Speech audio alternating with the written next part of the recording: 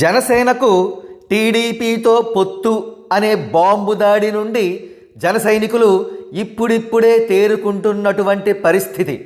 ఈ రాజకీయ ప్రకృతి విపత్తు నుండి జన సైనికులు పూర్తిగా కోలుకోవాలంటే వారికి రెండు ఉపశమనాలు ఉన్నాయి. మొదటిది, పొత్తులో భాగంగా పవన్ కళ్యాణ్ను మొదటిగా సీఎం చేయడం. రెండవది, జనసేనకు కనీసం 60 ఎమ్మెల్యే టిక్కెట్లు ఇవ్వడం.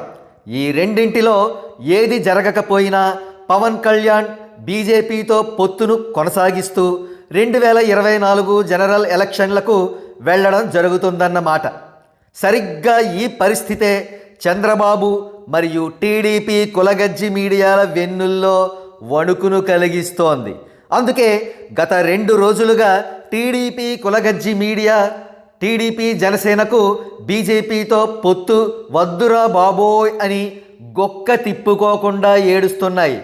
ఇదే విషయమై ప్రధానంగా పవన్ కళ్యాణ్తో మాట్లాడడానికి చంద్రబాబు నాయుడు ఆదివారం రాత్రి పవన్ కళ్యాణ్ ఇంటికి స్వయంగా వెళ్ళి చర్చలు జరిపారు. కాగా పాలిసినీకి మాత్రమే అత్యంత విశ్వసనీయంగా తెలిసిన విషయం ఏమిటంటే, బీజేపీతో పొత్తుకు నో చెప్పడానికి జనసేనాని ససేమిరా అని నిరాకరించినట్లు తెలిసింది. అంతేకాకుండా జనసేనకు 60 ఎమ్మెల్యే సీట్లు, బీజేపీకి 15 ఎమ్మెల్యే సీట్లు కేటాయించమని కూడా చంద్రబాబుకు స్పష్టం చేసినట్లు తెలిసింది. చేసేదేమీ లేక చంద్రబాబు వెనుదిరిగినట్లు తెలిసింది. ఈ సందర్భంగా టీడీపీ కులగజ్జి మీడియాకు ఒక్క విషయం స్పష్టం చేయాలి. జనసేన టీడీపీలు పొత్తు ధర్మాన్ని పాటిస్తూ ఇప్పటికే చాలా ముందుకు వెళ్ళాయి.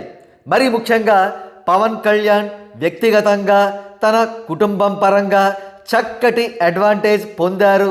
అవి ఇక్కడ ఓపెన్ చేస్తే టీడీపీ కులగజ్జి బ్యాచ్ కుళ్ళుకుని చేస్తారు.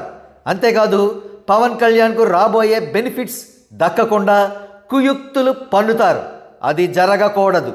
చూద్దాం ముందు ముందు మరెన్ని చిత్ర విచిత్రమైన పరిణామాలు జరుగుతాయో.